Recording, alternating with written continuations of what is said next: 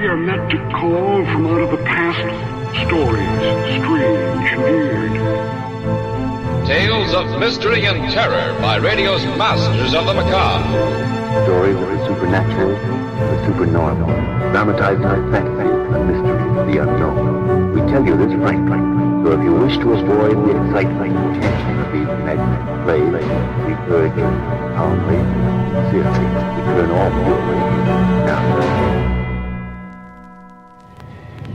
This is The Horror. Welcome back. Thanks for joining me this Saturday. We're going to hear from Inner Sanctum this week.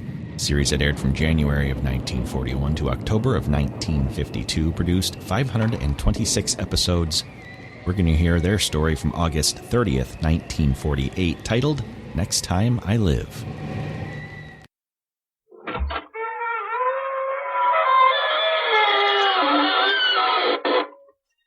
Good evening, friends of the creaking door. This is your host to welcome you into the Inner Sanctum. Come in, come in. I just poured through the studio mail. Some creep wrote in asking, when is Inner Sanctum going to join the giveaway craze? Okay, mister. From now on, every Monday is takeaway night. Select your favorite corpse, and it's all yours. Just back a hearse above and take it away. We're also offering all the dirt you can dig. Just bring your own shovel. And for dead men, we're offering a lovely trench in a bewitching setting, beautifully tailored to fit. We make just one condition. Kindly supply your own tombstone.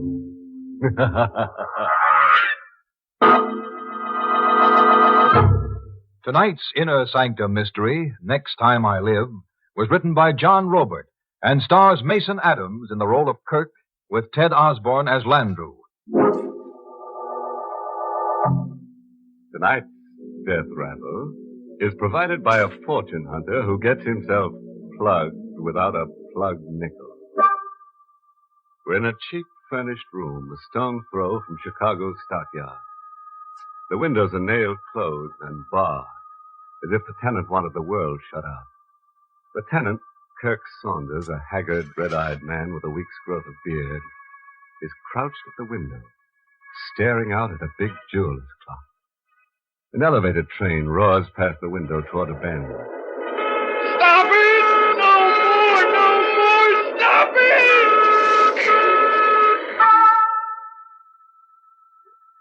I'm Kirk Saunders, alias Kirk Saunders, General Delivery, Chicago.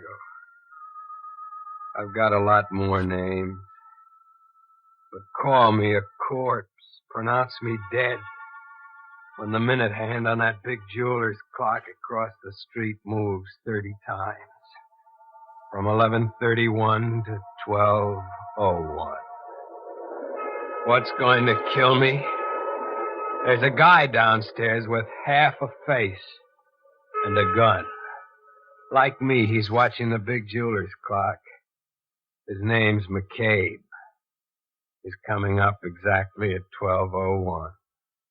Not at 11:59 or 12:02. But at 12:01 sharp, just as he was ordered to. I'm going to be rubbed out at 12:01 sharp by a killer giving blind obedience to orders issued by a dead man. The dead man was Maxim Landru, Cabe's master. I met him in the cafe lounge of a ritzy hotel up near the Cape one evening. A few hours later, I gave him a 30-day claim check on my life for $5,000. May I sit down? Sure thing. Thank you. Skylar, you've got it wrong. I'm Kirk Saunders. Of course. You've got a look on your face that says you know me. To a degree. I know of George Schuyler, Will Roberts, Wade Harris. You've got quite a collection of aliases. Okay, what's the rap? The rap? You're a cop. Quit playing cat and mouse. I'm in no mood for it. Obviously not. You just left IOUs totaling $4,000 in the game room. Your hotel bill is overdue. You haven't a penny. Been right on my tail, huh? Even closer to you than your shadow. The way financial matters are, you'd have to skip off without your baggage and without a word to the wealthy cat you've been after all summer. The rich teller, Phyllis. Rub it in, why don't you? Suppose I were to tell you that I'm here to help you. Why would a cop want to help me? Look at me. Do I really look like a policeman to you? No, you don't. You look like nobody I ever saw. Your face gives me the creeps. I can't see past those thick eyeglasses. Do you want to see past them? Sure, size a guy up and you want to read his eyes. Find those windows you wear, your eye sockets look... Look. What? Empty. Mister, I'm getting out of here. One moment, Saunders. Then you've concluded I'm not a policeman. Mister, you're nothing human. But useful to you, perhaps. For example, if I financed your marital project, count that package, why don't you? $5,000. There's $5,000 in the bundle. Exactly what you need to keep your respectability just long enough to land Stella Phillips. What's the gimmick? What do you get out of it? The pledge from you. What kind of pledge? We'll discuss it more privately at my office. Here's my card. I'll expect you. You'll come. I've been hypnotized. The money was pulling me. I could understand that, but what I couldn't understand was Landrew pulling me. Even without the money, even if there was no money, I had a feeling I couldn't keep from going to see him, even if I wanted to. You are just on time, Saunders. On time? You sound as if we had a date. We did. I expected you at noon. It is now exactly that. You planted the time in my head, huh? I wrote it on this appointment pad. Look, read it. Kirk Saunders will arrive at noon sharp. What are you, a mystic? And for the moment, I'm your banker. Here, your $5,000. You said you wanted me to pledge something if I took the money. What kind of pledge do you want, huh? Your life. I want you to pledge your life for $5,000. Makes sense, will you? But I am. It is a simple transaction. I will advance you $5,000 for 30 days. At the end of that time, you either redeem the loan with cash or forfeit your life. Like a hock shop, huh? What's the interest rate? There isn't any. Exactly 30 days from now, promptly at 1 minute past noon, 12/1, you will repay $5,000 or lose your pledge. How can I lose? 5,000 will square me all around and keep me long enough to marry into $1 million. Of course. Stella Phillips is already smitten with you. If I lose, how are you going to collect that pledge? I'll show you. If you lose and I win, Saunders, McCabe here will collect for me. Saunders, meet McCabe. McCabe? Something is wrong. Where did you dig him up from? You are repelled. He's a freak. Where's the rest of his face? It was blown away in an explosion. Half a face, but a great heart. He worships me. McCabe, say hello to Kirk Saunders. Hello. You are to stay close to Saunders, McCabe, for 30 days. Never let him out of your sight. And then, on the last day, at 12/1 promptly, you are to kill Saunders. Understand your orders? I understand the orders. I'll kill him on the last day at 12:01. I understand. Wait a minute. What do you mean, kill me? I got 30 days to repay the 5,000. Of course. But you won't. You will make 3 attempts to repay the money before your time runs out. 3 attempts. But you'll fail each time. I should have jammed the money down Landrew's throat. Like a fool, I went after Stella Phillips instead. I was sure I'd land her the minute I got around to popping the question. squared up my IOUs, paid my hotel arrears. That weekend, I took Stella motorboating by moonlight. It was a small cabin cruiser job hotel guests could rent by the day or week. Stella, Yes, Kirk. summer is coming to an end. I know. It's not going to come to an end with us, Stella. Isn't it, Kirk? Do I have to get down on my knees to convince you? No, don't. Don't, Kirk. Don't get down on your knees. You don't want me to propose? I do. I do. But But what? not under false pretenses. Not with a lie. I couldn't stand it like that. I don't get it, Stella. What do you mean, not under false pretenses? Kirk, be truthful. Give up the masquerade. You see, I know all about you. Oh, no, don't. Be hurt, please. Keep talking, Stella. It makes no difference in how I feel about you. But you'll marry me, even knowing that I'm a phony? Yes, I'll marry you if you'll have me. You see, Kirk, I'm a phony, too. Say that again. And slowly. We were both playing the same game here all summer long, fortune hunting, and we picked each other. It's so terribly funny. Don't be so angry. You dirty little cheat. Be a good sport. Don't. I'm going to wring your lying neck. Stop falling in love. I spent every cent I gambled my life. No more. Please. I hope you crack your conniving skull wide open. Stella, no. Stella, open your eyes. She never did open her eyes anymore. She'd fallen hard on the anchor. The blood rushed from her head like a barrel with a broken spout. An accident. But with my record, who'd believe me? I motored to one of the little islands that dot the Cape and buried Stella under a pile of rocks. I needed time to blow town before the hotel tumbled to her being missing.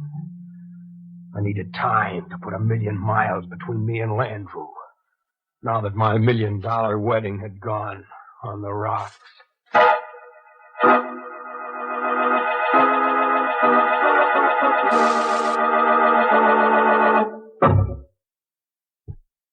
Are you financially embarrassed? Do you want to build a tomb with a self-service elevator? See Landrew. He'll lend you $5,000 for a claim check on your life.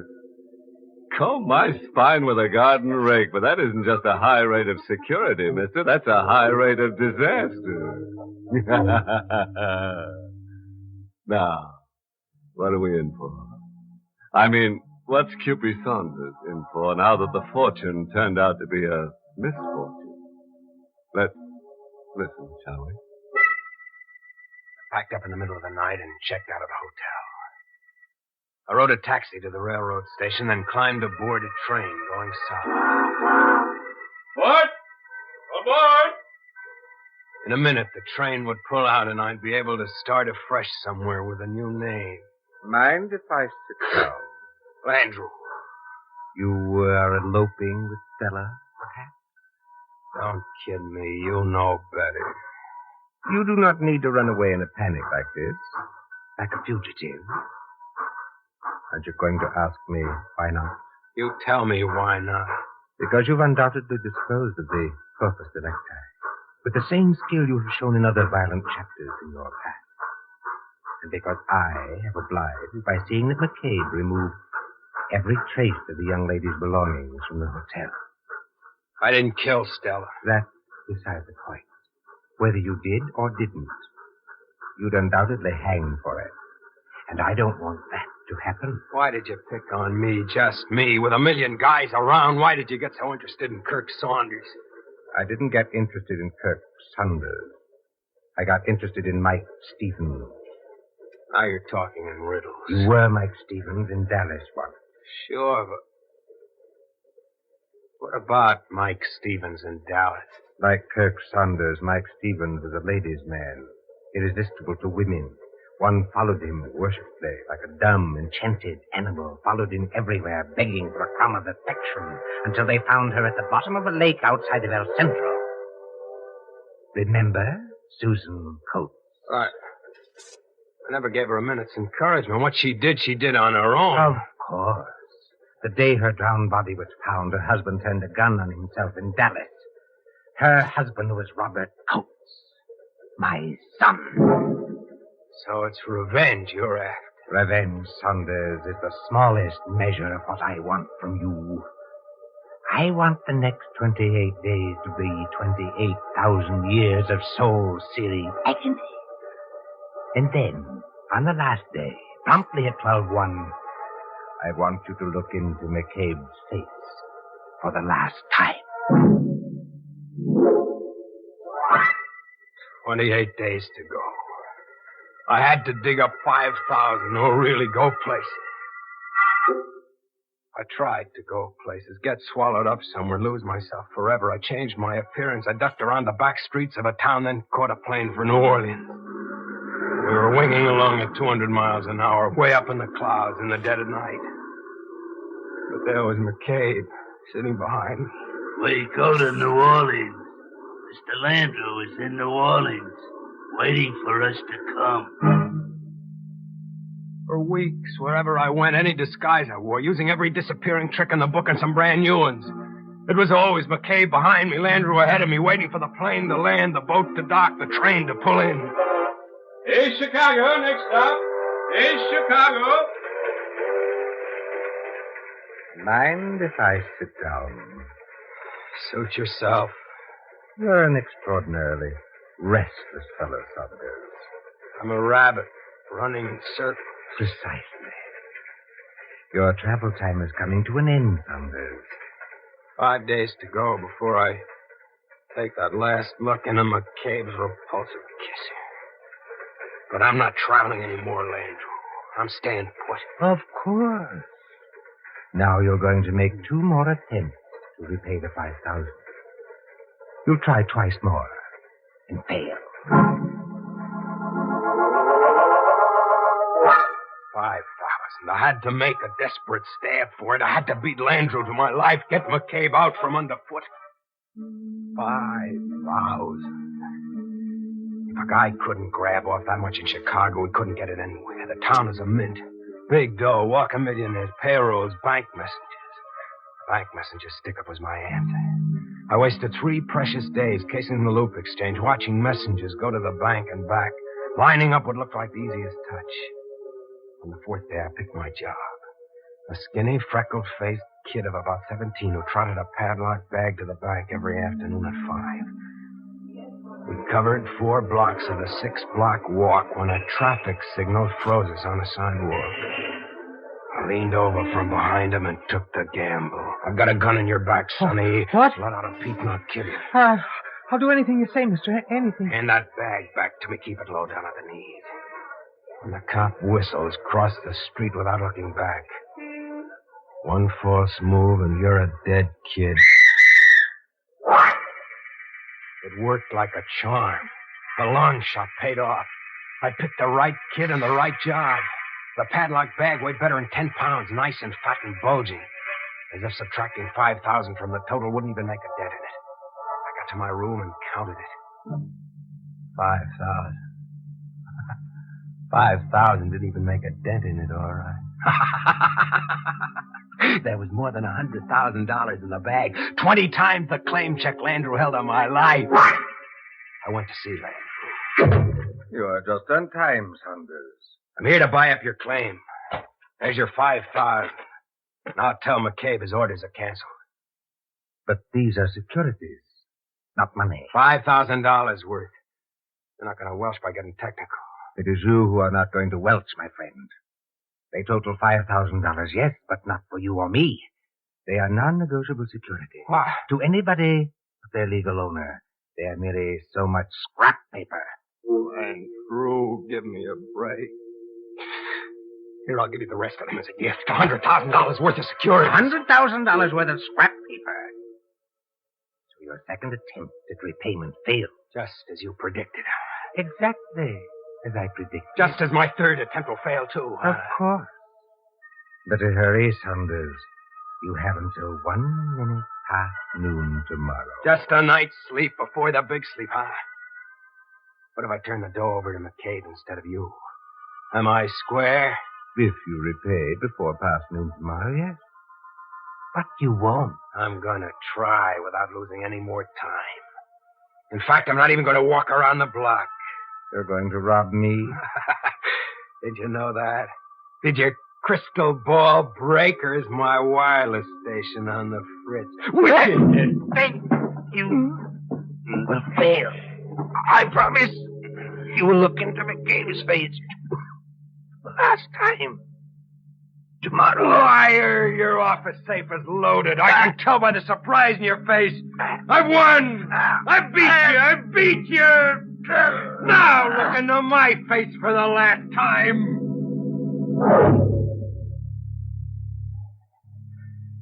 Landrew was dead. As if I let the air out of him. I worked the dials of the safe for an hour before I got it open. The safe was loaded, all right. It was crammed full of hats, shoes, cosmetics, cute summer frocks. All the effects Landrew and McCabe clean out of Stella Phillips' hotel room on the Cape. I got up off my knees. There was a chill blowing over me.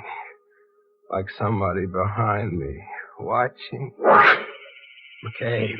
You go home now, Saunders. Just like that, I go home now. Landrew's dead there on the floor. I strangled her, but it's okay with you, huh? I'm to just go home now. You go home now, Saunders. But I killed your beloved master, you dummy. You're supposed to be a fanatic about him. You go through fire and water for him. Why don't you kill me right here on the spot? Tomorrow. 12:01 tomorrow, I'll kill you. But I can't wait until tomorrow. I can't wait through the night. Kill me now. I insist that you kill me now. Tomorrow. My orders is to kill you tomorrow. You go home now, I say.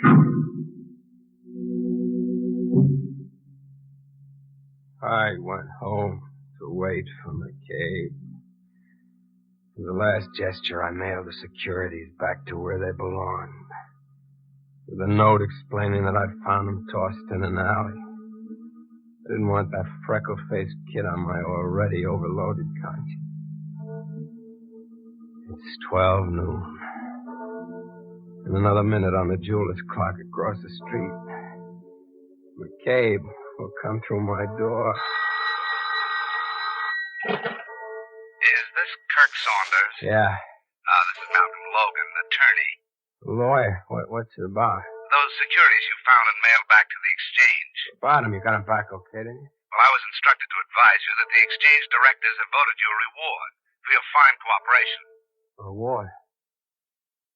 How much is the reward? $5,000. Now, if you can come to my office. Sure, I'll come. I don't understand your amusement, Mr. Saunders.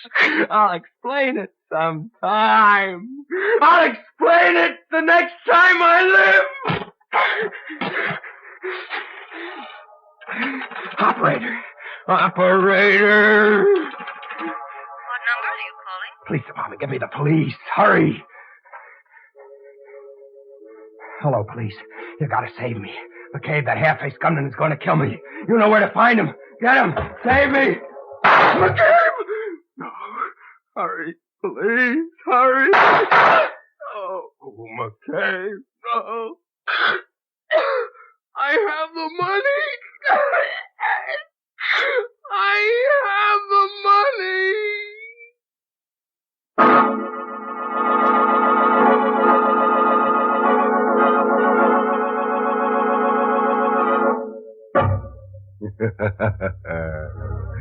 Now, there's an ironic twist for you. Kirk could have ironed out his money troubles if only McCabe hadn't flattened him so punctually.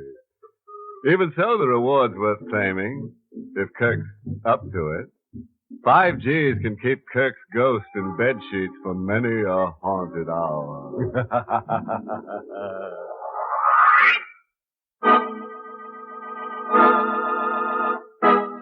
Inner Sanctum came to you through the United States Armed Forces Radio Service, the voice of information and education.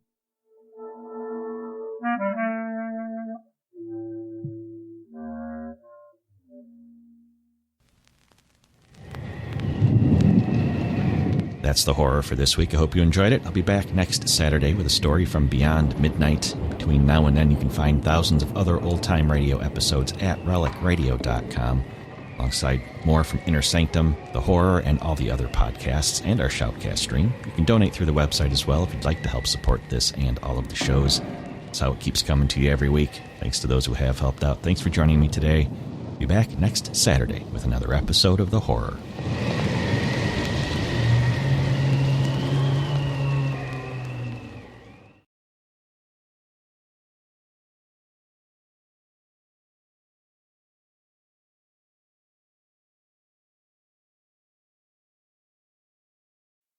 Strange Tales.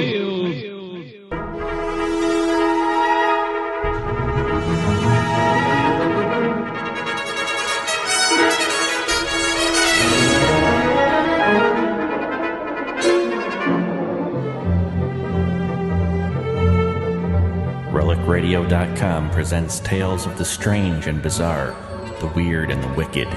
Stories not necessarily of the supernatural, but of the unnatural.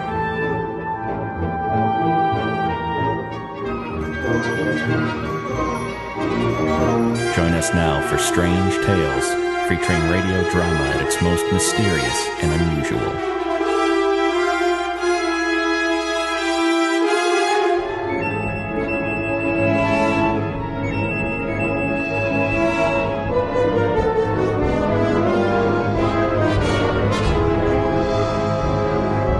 Welcome back to Strange Tales. Thanks for joining me this Sunday. We'll hear from the CBS Radio Mystery Theater this week, a series that aired from January of 1974 to December of 1982, created by Hyman Brown, who also created Inner Sanctum.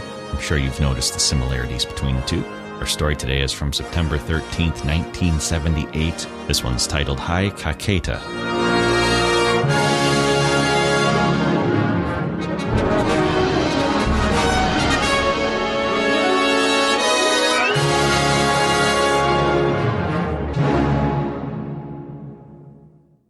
The CBS Radio Mystery Theater presents...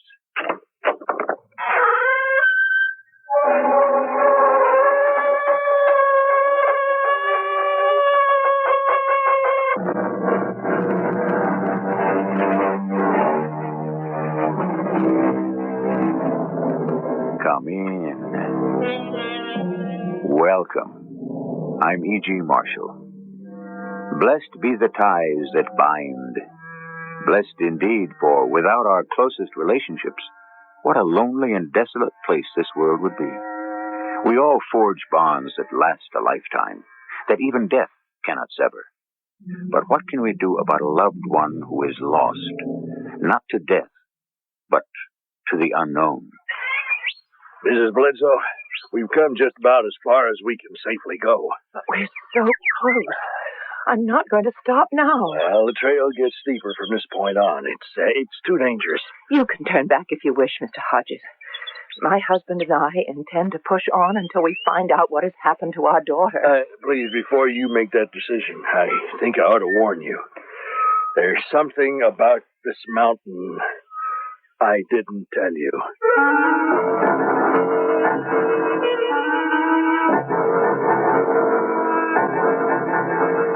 Our mystery drama, Hi Caqueta, was written especially for the Mystery Theater by Percy Granger and stars Marion Seldes and John Beale.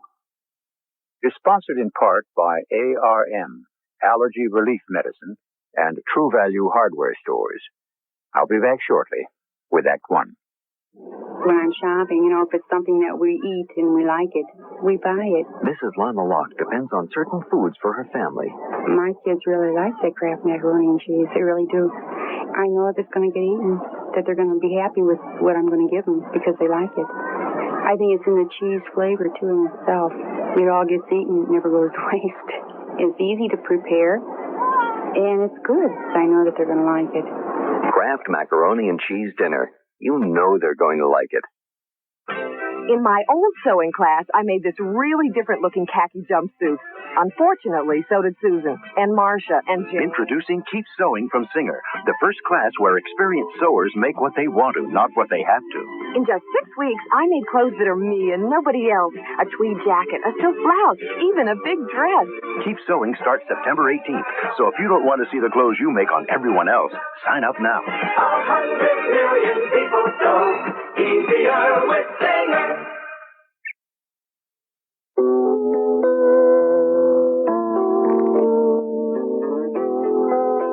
Hi, this is Debbie Boone for the U.S. Navy. What are your job prospects after graduation? If you've been thinking about adventure, think about the Navy. The Navy has over 60 different career fields with challenging jobs in all of them and duty stations all over the world. The Navy offers you the opportunity to combine challenging work with fun and adventure. Think about it.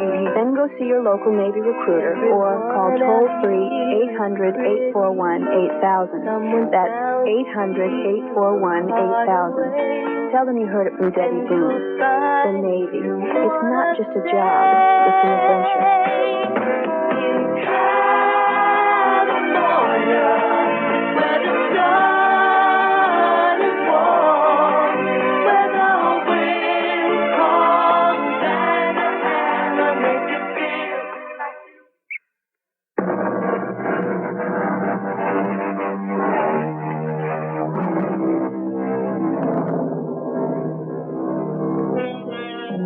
Missing, presumed dead. How often we've heard that phrase. How helpless it makes us feel. When even the certainty of death is denied us, what is left? To live in hope? But after a while, hope can become its own kind of prison. And then what? Either we must accept a fatalistic point of view or take the only initiative open to us. Morning, Miss Bledsoe. Anything for us today, Andy? Yeah, first of the month again. Bills. And Mr. Bledsoe's book club selection. Is that all? I'm afraid so. But maybe you missed something. Aerograms are so thin. Or maybe she just wrote a postcard. Are you sure there isn't anything at all? Miss Bledsoe, may I ask you a favor? What? I've walked this route a long time. Known you folks a lot of years. Ever since Jill was a baby. I know that, Andy. It's just that, well, I'd appreciate it if you wouldn't be down here anymore by your mailbox when I come along. It just ruins my day to have to give you the same news. But we haven't heard a word from Jill in 6 months. I'm sure that as soon as the State Department finds out anything, they'll let you know. They don't care. They're not interested. You don't know that. After all, where was it she disappeared? In South America someplace, wasn't it? The Andes Mountains. In Ecuador. Hey, that's pretty isolated terrain, isn't it? Even worse than the backwoods in New Hampshire here. And wild, too. Oh, I'm sure if the government had really wanted to, they could have found her by now.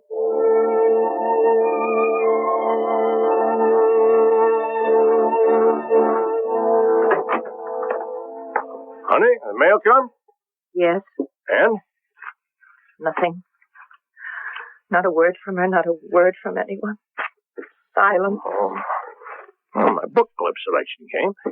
My old colleague, Professor Morrison's latest work, Latin American Perspectives. John, I want to talk to you. But I'm already late for work.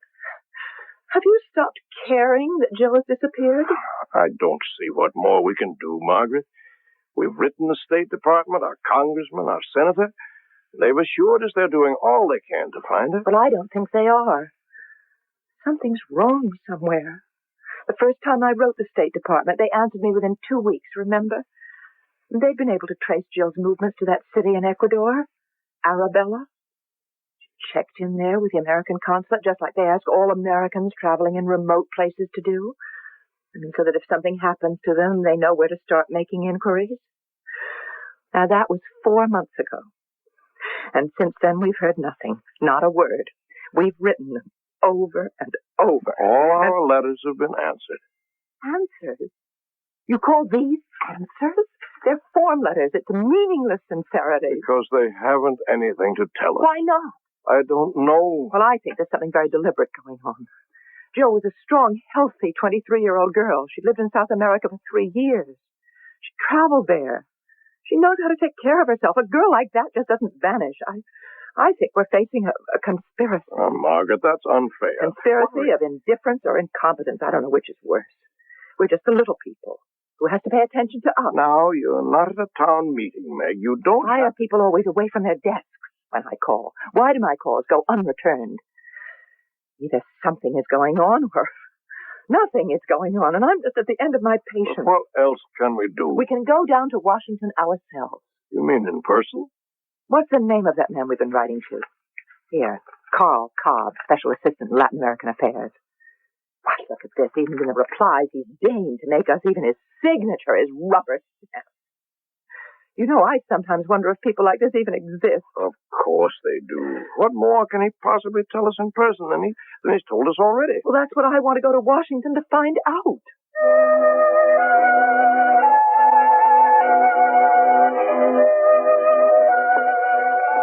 Look at the size of this building. Don, you don't have to whisper. It's our State Department. We helped pay for it, didn't we? I wonder if anyone ever gets lost in all these corridors. Oh, I'm sorry. That was a bad choice of thought. Are you watching on your side for Mr. Cobb's office? You know, a building this size uses as much electricity as the entire city of Troy, New York. Here it is. 212. Mr. Cobb? Well, there's no one here. Mr. Cobb? Oh, yes, right here. Mr. and Mrs. Bledsoe, is that right? Yes. Carl Cobb. When they called me from the front desk, I just went in the next room there to pull your daughter's file. You have a file on Jill? Oh, yes, of course. At the time she disappeared, she was traveling under a passport issued by our department, and that makes her our responsibility. Let's see. Donald and Margaret Bledsoe. Is that correct? And your daughter's name was Jill. Was? I beg your pardon? You said was. I did? Why? Oh, I'm really terribly sorry. It's just a figure of speech. Without thinking.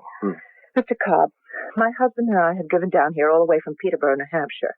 Oh, well, you're New Englanders then. And we want to know what is being done to find our daughter. The disappearance of U.S. citizens traveling abroad is a regrettable occurrence. Our last communication from her was from Arabella, Ecuador. Well, in most cases, there's a... Did you say Arabella? Yes, I looked it up on the map. It's at the foot of Mount Caqueta in the Andes. Yes, of course, yes, that's what it says right here in the file, Arabella. I remember now. Well, anyway, in most cases, there is little we can do beyond passing on what information we have to the local authorities. We sent you photographs and even some samples of her handwriting. Well, these would have been forwarded to our consular representative there, Mr. Raymond Hodges. Yes, here's that information. They were sent down on October 2nd of last year. And you've heard nothing from him? Well, apparently not.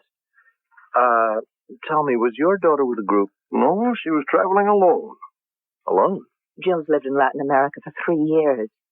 She teaches school. She speaks Spanish and Portuguese fluently. She's quite able to take care of herself.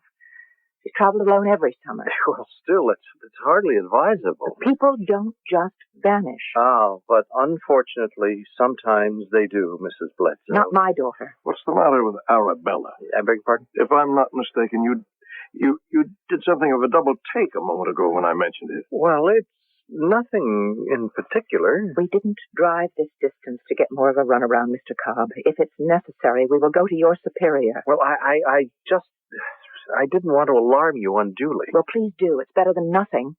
Well, this isn't the first time that the town of Arabella has appeared in our files. Over the past 2 years, if my memory serves me, close to half a dozen U.S. citizens have disappeared in that vicinity. What's happened to them? We don't know. But apparently it's not just U.S. citizens. Several people from other nations have disappeared there as well. Well, what does your man down there, this Mr. Hodges, have to say about all this? Nothing. There's people vanished, no evidence, no clues, not a trace. The only thing they seem to have in common is that they've all set out to climb Mount Caqueta. That's what Jill said she was planning to do in her last letter. But then why aren't people warned away from this mountain? Well, no, I'm sure they are, Mrs. Bledsoe, but for some people a warning is an invitation. I am sorry I can't tell you anything more encouraging. If we receive any word at all, I'll let you know immediately. That won't be necessary, Mr. Cobb. Why not? I'm not at all satisfied by this conversation, nor is my husband. It sounds to me as if your man down there, this Mr. Hodges, isn't very much on the ball.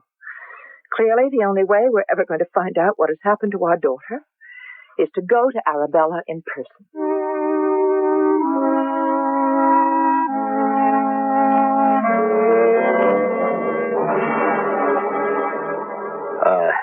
Mr. and Mrs. Bledsoe, I am terribly sorry. Have you been waiting long? Are you Mr. Hodges? Yes. My secretary says you've been here since early this morning. Then why did you ask us how long we've been waiting? Oh, well, I'm sorry. You see, I'm something of a camera buff, and I have been working in my dark room most of the night. Oh, well, forgive us for disturbing you, I'm sure. That's all. What can I do for you? We're the parents of Jill Bledsoe. Oh, yes, of course. One of the persons who has been reported missing. We'd be interested to know what steps have been taken to find her. Have search parties been sent out? I'm just afraid we don't have the manpower for that. What about the local police? And their responsibility ends at the city limits. You mean in all these months, nothing has been done at all? I'm sorry. When she checked in here, she told me they were planning to backpack up the Ogaldi Gorge on Mount Caqueta. Now, anything could have happened. They? What? You said they? Yes. Someone was with her? Yes, a rather striky-looking young fella. A boy? She didn't mention that in her letter. Who was this person? Well, I don't know. He looked somewhat Scandinavian, tall, fair-haired, very pale skin. And that's the thing I remember about him. It was quite hot at the time, but he seemed totally unaffected. But despite the sun, he wasn't tanned at all. Did he disappear too? I don't know. I haven't seen him since. Well, that's not like Jill at all to take up with a stranger. Well, maybe he was someone she knew. Well, she never kept any secrets from us. How did this seem to you, Mr. Hodges? It's not up to me to speculate on their relationship.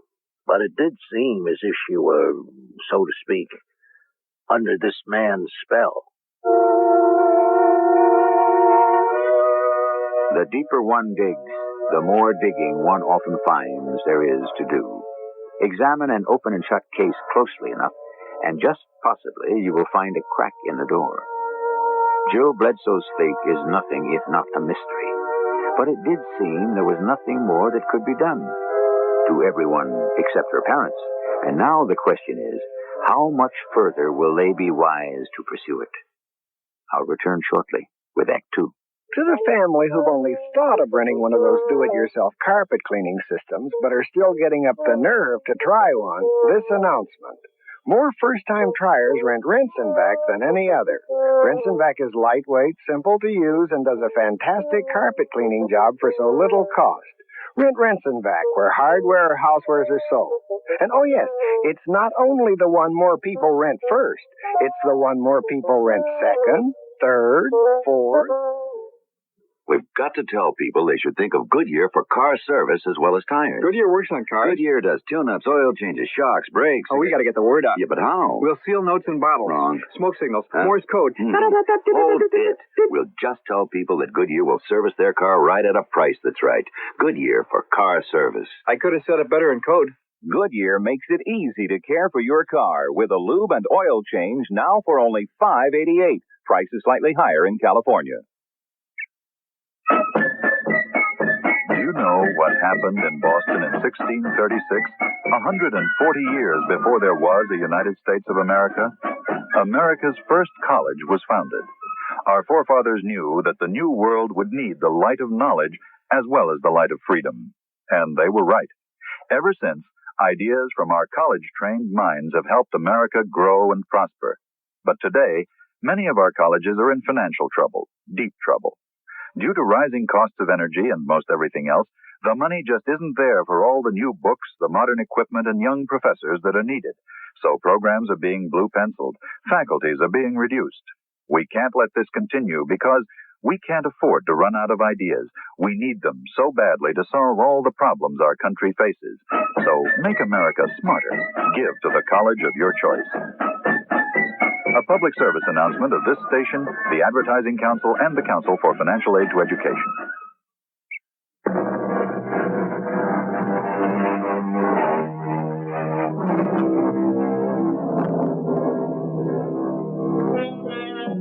He wandered the fabulous byways of the world and asked only that its wonders be to him unfurled.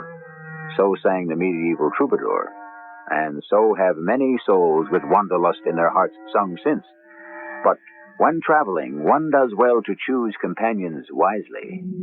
Just who was this young man who was with Jill Bledsoe when she vanished? Was he also a victim? Or was he perhaps the cause of her disappearance? Mr. Hodges, you permitted our daughter to go up that mountain with a strange man. Now, I run a consulate here, Mrs. Bledsoe, not a dating service. But you said there was something suspicious about him.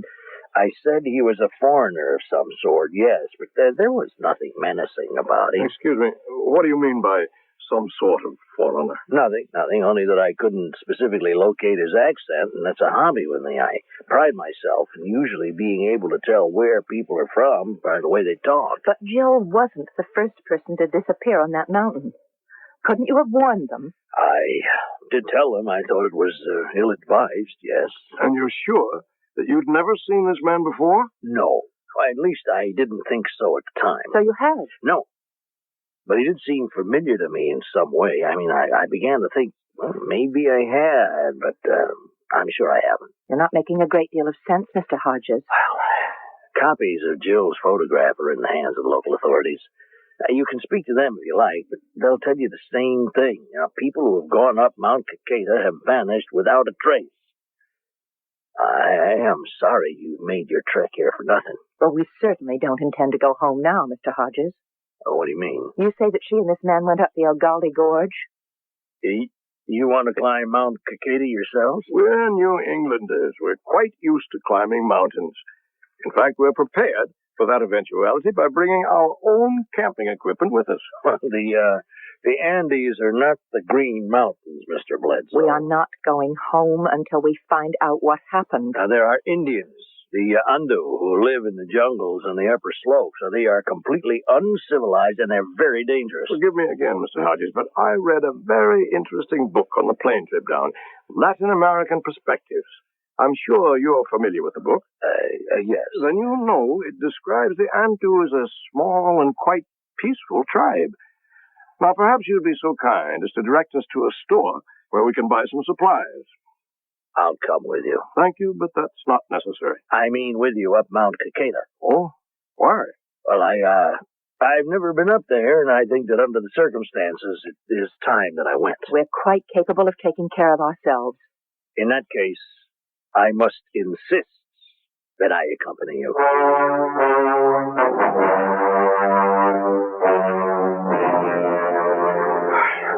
You were right, Mr. Hodges. These aren't the New Hampshire mountains we're used to. Margaret, how are you doing up there? Are you stopping to rest again? Just give me a minute to catch my breath. It is a beautiful country, isn't it? I can see why our daughter loved it so much. Still completely wild. Not a mark of civilization as far as the eye can see. Sun will be setting soon. I wonder how much longer it'll take us to get to the top. Well, there's no point in going all the way to the top. This gorge ends in about half a mile up. That's as far as anyone goes. Oh? Yeah, there is a campsite there. We can spend the night, and if we find nothing, well, we'll start back down in the morning. I thought you said you'd never been up here before. John, look. Where? Down in the gorge, in the rocks by the stream. What is it? Something glittering. There's something down there. Don't you see it? Well, my eyesight's never been a patch on yours, May. No, I'm sure. I see a little bit of color. Something man-made. I was right. Look. It's a little American flag. How odd. It's the kind of flag backpackers often attach to their knapsacks to identify their nationality. Don, this flag belonged to Jill. Oh, Margaret, Jill isn't the only This American. was hers, I know it. Oh, look here. Don't you recognize this pin attached to it? Well, it looks more like a brooch. Why, that is the pin I gave her the day she left 3 years ago, when she first came to South America to teach. You see, Mr. Hodges, it isn't like trying to find a needle in a haystack. There is hope if only you make an effort. Well, how did it fall off, I wonder? What? Look here. You see the clasp? It's got a safety catch on it. Couldn't it have just slipped open? No, I specifically bought a pin that couldn't fall off or be stolen. It would have to be unclasped deliberately. Why would Jill have done that? Well, what if she knew she was in danger and left this as a marker? Well, that's pretty far-fetched, don't you think so, Mr. Bledsoe? Is it? Meg, Mr. Hodges has suggested we might want to call off our search about a half-mile up where the gorge stops. Why? Well, it's all jungle after that, almost all the way up to the top. It is virtually impenetrable. Mr. Hodges, you never had a chance to answer the question I asked you.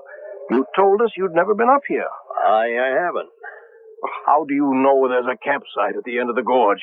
Oh, well, that's common knowledge. Yes, Don, now the important thing is to keep going. There's no time now to get peckish. But if he's never been up here, how does he know it's a half-mile from here to the end of the gorge? Well, all right. I have been up here before, but just once, and it was a number of years ago. I wasn't in government service, and I was with an anthropological expedition. Why did you lie to us?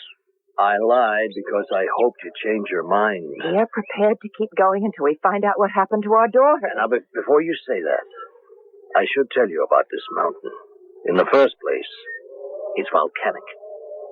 We're climbing up the side of a volcano? But surely it's extinct. I mean, if there are jungles growing on the slopes. It is almost extinct. Almost? I suppose the technical designation is inactive. Now, the crater contains a botanical phenomenon due to an atmospheric quirk which creates rain clouds over the area almost daily.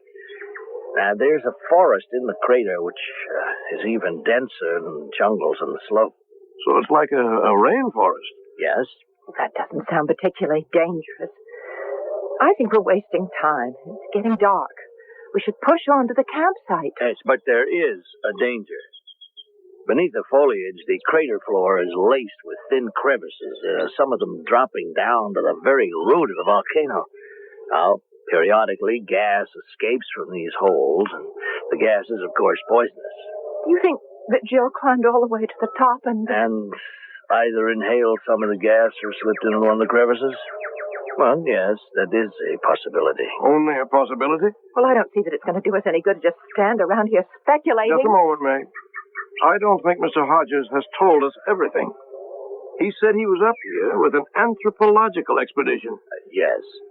Well, anthropologists aren't interested in rainforests and volcanoes. Their province is the living creature. Specifically, living creatures like us, humans. The science of man.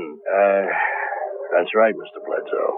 The science of man. Well, just what was it that drew your expedition to Mount Caqueta?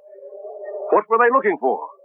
There was evidence of human life in the crater, presumably of a tribe of Indians living deep in the thickets of the rainforest. A tribe that we have never seen. But the poisonous gas. How could a group of humans survive unless... Oh, I see. That's right, Mr. Bledsoe. A merely human creature could not survive. You think there's some kind of grotesque mutation up there? We did. Yes.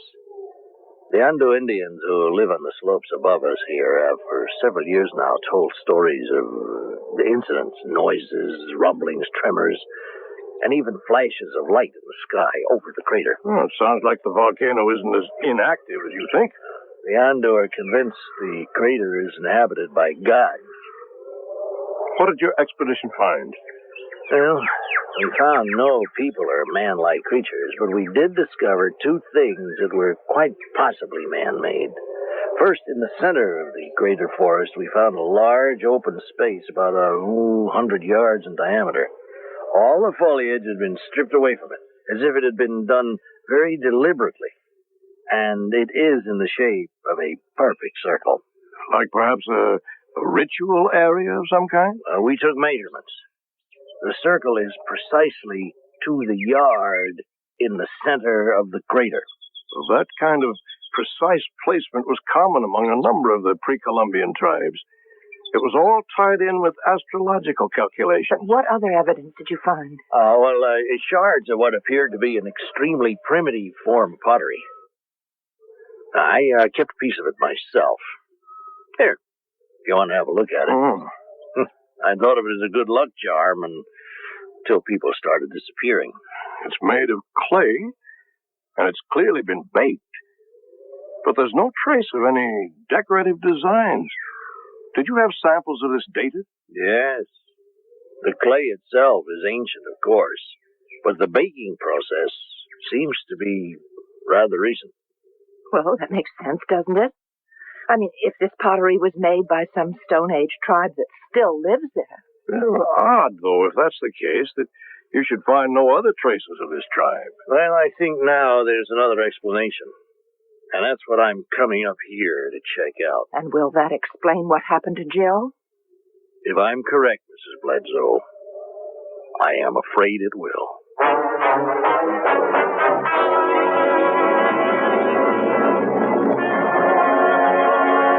Oh, it's a good night's sleep. Dawn, did you... Mrs. Bledsoe! What's the matter? There's a man over there. No, it's okay, Mrs. Bledsoe. That's only one of the Antu Indians I told you about. They're really quite harmless. Your scream probably terrified him.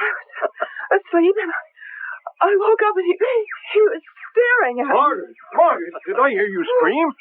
Oh, who's that? I know that's an Antu tribesman. Now, you two wait here. I want to speak to him. You know his language? Yes. Could I eavesdrop? I have an interest in linguistics. I think not. They're really that terribly shy people. Oh, Meg, you're trembling. I thought it was you, and I looked up and... Oh, what a storm. Meg, we've only got a moment. What? I don't like this. There's something very wrong here. I don't think we should go on. Oh, we know we're on the right track. Why not?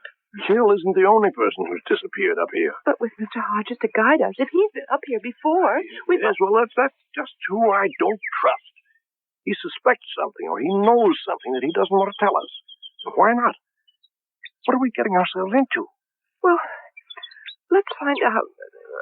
We'll just demand to know. Coming back. That Indian remembers seeing a girl who fits your daughter's description. They, too, spent the night here. So that man was still with her? Yes. When I told him you were her parents, he asked me to convey his regrets to you. Why? He's convinced the blonde-haired man was a servant of the gods who live in the crater, and that your daughter, like the others who disappeared, was taken up there as sacrifices. But has he seen this? No. The Antu refused to go anywhere near the crater's rim. Well, then how can he think our daughter was sacrificed? The flashes of light and the ground shaking I mentioned, he says they always occur just before and after people are seen being escorted up the mountain. Something terrible has happened to Jill, hasn't it? Meg, it's preposterous to think some person escorted her up here to her death. Don't you agree, Mr. Hodges? No, I am not sure I can. Why not? I realize now why I thought I'd seen your daughter's companion before. Because in every party that's disappeared, there's been a person just like him. Someone with an undefinable foreign accent. Pale eyes that are strangely inexpressive and pale. Pale skin that doesn't seem to react to the hot rays of the sun at all. There are still corners of this world so remote that 1,000,000 years of history stand virtually undisturbed and unaffected by modern civilization. Is the crater at the top of Mount Caqueta such a place? Is there a race of people living in its depths who, for reasons of their own, are abducting the alien people who are our neighbors, friends, and relatives? We will discover the answer to that question when I return with our final act. Since the very beginning and far into the future, all the wondrous things man sees, experiences, and imagines, invents, discovers, dreams, and fantasizes, are what a new magazine called Omni is all about. Omni, the world's first major magazine of science, fact, fiction, and fantasy. Pick up Omni today to keep and pass down to your descendants. On sale now, everywhere. Last night, you went to sleep in your own bed. You woke up in hay fever country. Don't give up. Arm yourself with ARM. ARM Allergy Relief Medicine delivers full antihistamine relief for dripping, itching, and sneezing, plus a decongestant for freer breathing, clearer sinuses, more total relief. Arm yourself with ARM. ARM. Take ARM when needed, only as directed. In America, abandoned cars litter the land. But the people in Lexington, Kentucky are removing 100 of them a month. We discard millions of used tires, but in New Jersey, they're turning old tires into playgrounds for children. Our streets and countryside have become dumping grounds for trash. But all across America, people are now recycling 8 million tons of it a year. We create staggering amounts of garbage, but in Virginia Beach, they turned a mountain of garbage into a recreational hillside. Pollution is destroying our beachfronts and waterways. But in Huntington, Long Island, they're planting seagrass, which cleanses the water for wildlife and man. The cure for pollution is people working together. For a brochure on what you can do, write Keep America Beautiful Incorporated, 99 Park Avenue, New York, New York, 10016. A public service message of this station, the Advertising Council, and Keep America Beautiful.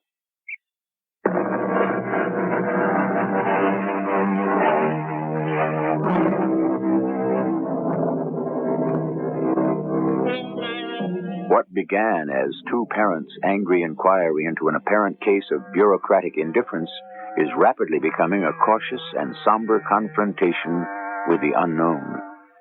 The question Don and Meg Bledsoe must now face is whether they will be able to discover what happened to their daughter without her fate becoming their own. As we rejoin the small expedition, we find them almost within reach of the rim of the crater at the top of the mysterious mountain called Caqueta.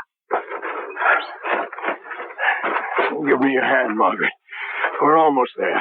I'll be all right. It's just this air. It's so thin. It's just difficult to breathe. Well, here it is. We've reached the rim. And there it is. Through the rainforest. Clouds look like they're just a few feet above our heads. And look how the mist rolls down right into the trees. You can't even see across to the other side. How wide is the crater? It's about 5 miles. I think this must be the most beautiful sight I've ever seen. Like Shangri-La. I think Jill must have stood where we are now and looked down there. Shall we push on? There's a lot of jungle to cut through before we come to the clearing at the center. Before we descend into the crater, Mr. Hodges, you know what we're going to find down there, don't you? No, not for certain. But you suspect? If I'm correct, I expect to discover that the shard of pottery I showed you isn't pottery at all. Well, then what is it? Just a piece of earth. Why would that be so significant? Please bear with me, Mr. Bledsoe. I don't want to say anything more until I'm more certain. But what are we going to find? A race of men who live beneath the ground, away from the sun? Oh, what does it matter? The only important question is whether or not Mr. Hodges thinks we can discover what happened to Jill. Yes, I think I can. And if what you suspect is true, will she be alive or dead? Well, that, Mrs. Bledsoe, I'm afraid I won't be able to tell you.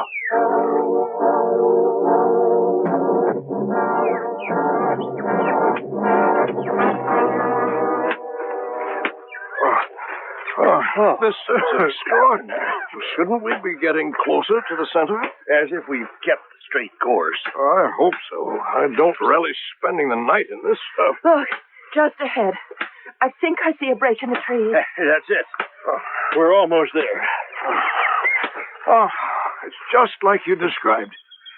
A perfectly open space without so much as a blade of grass. If you two pitch the tents, I'll start making supper while there's still some daylight left. Yes, it's too late now to look around.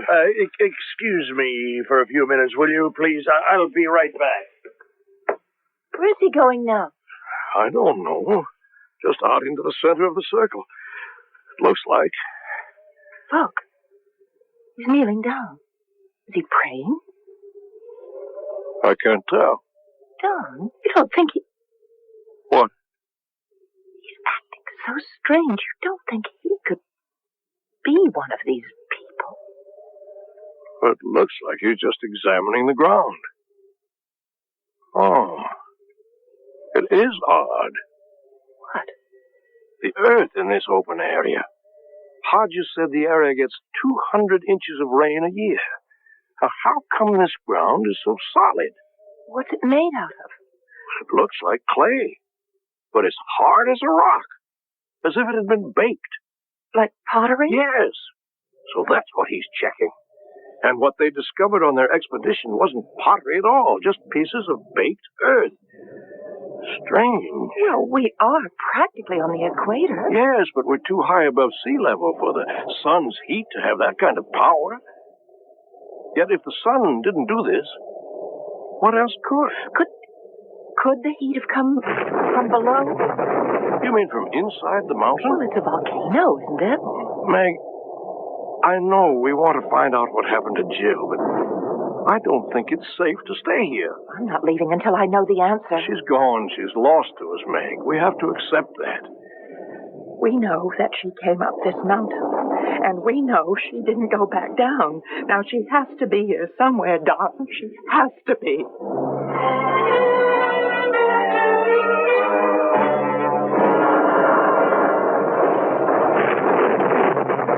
Well, I think it's time for bed. That rain's making me sleepy. I hope it stops by morning so we can start our search. I just don't think I'll be able to sleep a bit tonight. I probably won't sleep a wink either. There's something very unnatural about this place. It's too dangerous. But what's dangerous? All we've heard is a lot of stories. You show me one concrete thing about this place that is actually dangerous. Excuse me. Oh! Well, Hodges, you gave us a start. Sorry, but I could hear you from my tent. May I come in? Oh, sure. I didn't mean to eavesdrop.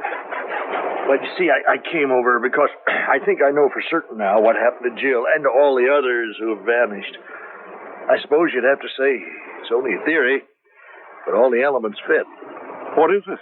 Well, let me start from the beginning. I mentioned the other morning when we first met that my hobby is photography. Yes. Well, I have a fully equipped darkroom in my residence, the consulate. What does this have to do with Jill? Well, after your daughter left the consulate in Arabella, I found a small metal box that apparently had been dropped by the fellow she was with. What was in it? Well, I didn't look at first. I just figured he'd be back for it. And a couple of months later, I got the communication from the State Department saying you'd reported that your daughter was missing. By then, I'd forgotten about the box altogether. And it was only a few days ago that I happened to notice it on the shelf. Well, I opened it, and I saw it contained a roll of film. I shut it right away to keep the light out.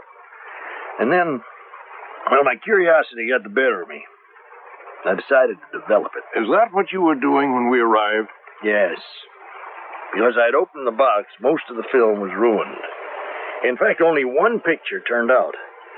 At first, it didn't seem particularly unusual, but something about it wasn't quite right. What was the picture? It looked like an ordinary photograph. What's that? Go on, Mr. Hart. No, it's too loud. The ground's beginning to shake. Feels like the whole mountain's exploding.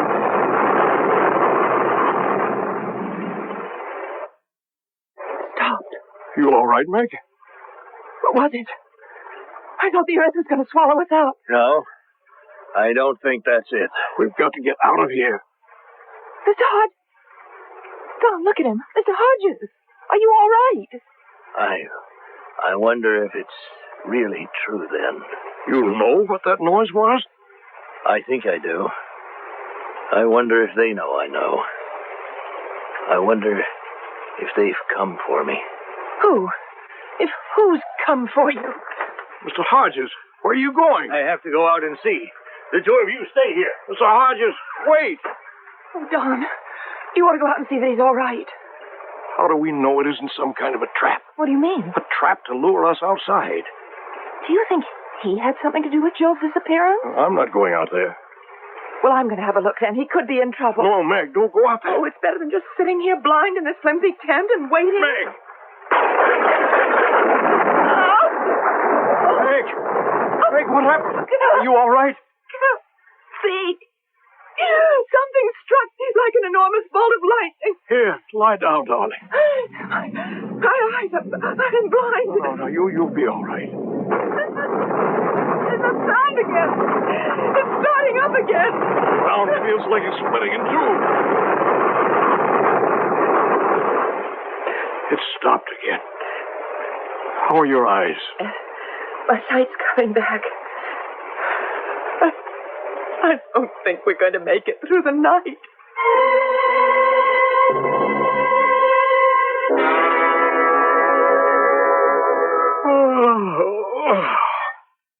Meg? Don, are we still alive? I don't know. But we're both in the same place if we're not. Oh, look. It's daylight out. And the rain stopped. We must have fallen asleep. I hope that's all that happened. I don't know what to think anymore. Mr. Hodges, we should see if he's all right. Hodges? Mr. Hodges? Well, it's a lovely morning anyway. Mr. Hodges? Look, his tent is open. Well, he's gone. Mr. Hodges! He's vanished. Like the earth had swallowed him up.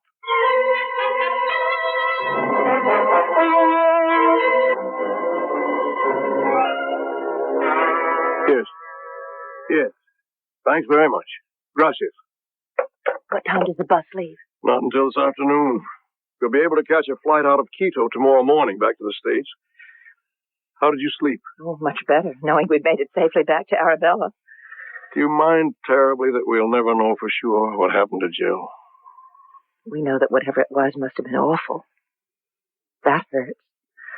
But if it's not meant for us to know, it just isn't.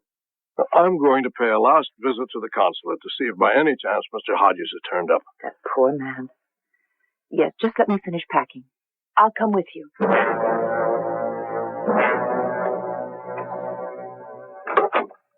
Well? His secretary says there's been no sign of him. She reported his disappearance to the police and cabled the State Department. Don, that roll of film he was telling us about, he talked as if that might explain what happened. Do you suppose we could find it? How? His quarters are attached to the consulate. Remember, he told us that. First morning we met him, he came out of this door over here. Open. Meg, this is his private house. We shouldn't go in here. But if it will give us the answer we're looking for... Which room would be his dark room? Don, here it is. Is there a light switch? Yes, here. Now, look at all these pictures, Meg. It's hopeless. We'll never find the one he developed for the role that man dropped. But if he just developed it that morning, it would be right on top, don't you think? Well, most of these are photographs of the town and the mountains. No, look. Now, this one's different. It looks like a photograph of the Milky Way. Yes, it does, doesn't it? But what's so special about it? I don't know, but do you remember he said that it had looked normal to him at first, and it was only after he studied it that he saw what was so astounding about it? Yes.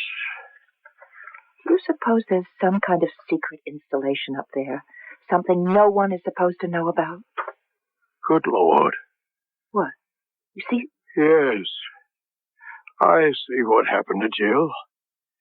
That man she was with, the one who escorted her to the top of the mountain, he seemed strange because he was. He was from beyond our world. From outer space? Well, these creatures must visit Earth periodically to take specimens of us. Oh, Don, that's utter nonsense. No, it isn't. That open circle in the middle of the jungle, it doesn't belong to some primitive tribe. It's a landing pad. Do you mean that noise we heard last night, and the rumbling we felt, that was a flying saucer landing and taking off? Yes, some kind of space vehicle anyway. And it's the heat from its engines that baked that clay. That's why there's no vegetation there. It's all been burned off. But even if it was some kind of machine that landed and carried off Jill and the rest, how do you know it's from outer space? How does this picture tell you that? You see this star here? That's our sun. And there's Saturn with its rings, and Mars. Yes, it's a photograph of the heavens taken from an observatory. So? But that's just it, Margaret. It wasn't taken from an observatory. At least not from an observatory here on Earth. You see that small dot there? That's us, Meg. That's the planet Earth. This picture was taken from someplace 100 million light years in space.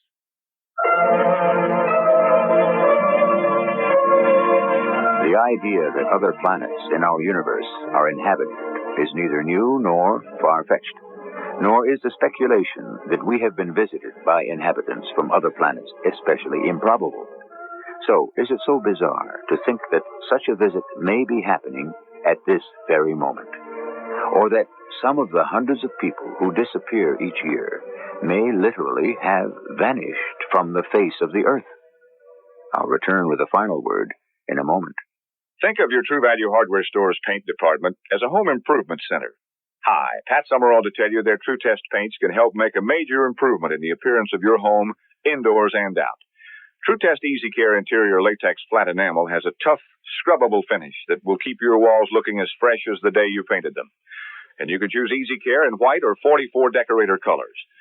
The True Test Weatherall Acrylic Latex House Paint from True Value Hardware Stores has a breather-type finish that expels damaging moisture to resist blistering and peeling. And it's available in 35 Jamestown colors plus white. Get True Test Weatherall and Easy Care. They've both earned the Good Housekeeping seal and are available exclusively at participating True Value Hardware stores and home centers. True Value Hardware is more than just a name. It's a way of doing business that means True Value.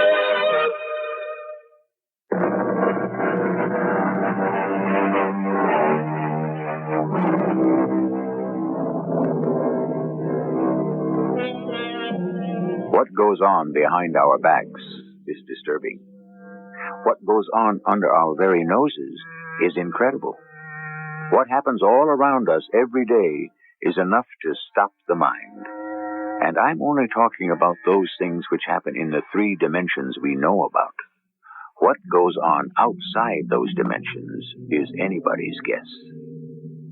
Do you know where your children are right now? Our cast included Marion Seldes, John Beale, and Earl Hammond. The entire production was under the direction of Hyman Brown. And now, a preview of our next tale. Oh, just a moment. It's almost midnight, Inspector. What do you want? You didn't hear anything? Well, I'm a very sound sleeper. Hear what? The mandrake's shriek. What? Mr. Jake Weller is dead. He was found at the base of Wicklow Tower. No. I'm afraid I have to ask you to come down to police headquarters. Me?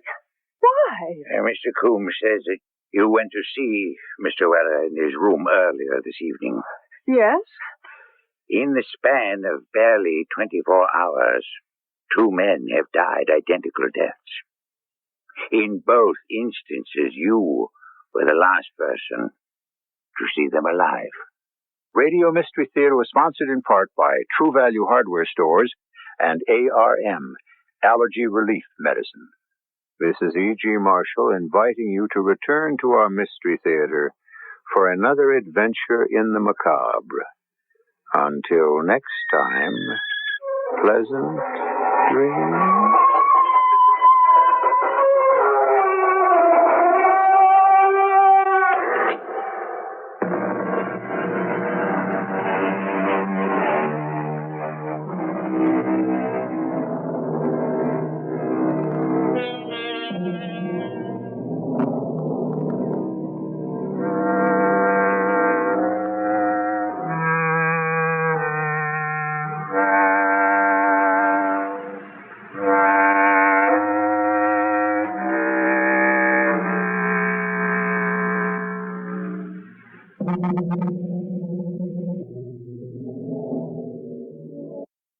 That's our Strange Tale for this week. Hope you enjoyed it. Find more from the CBS Radio Mystery Theater, thousands of other old-time radio episodes, and everything else Relic Radio at the website, relicradio.com. And if you'd like to help support Relic Radio, you can donate while you're at the website. Your support makes it all happen. Got some downloadable sets for certain donation amounts. So any amount is always appreciated and helpful. Thanks to those who have helped out. Thanks for joining me today. I'll be back next Sunday with a story from the creaking door on another episode of Relic Radio's Strange Tales.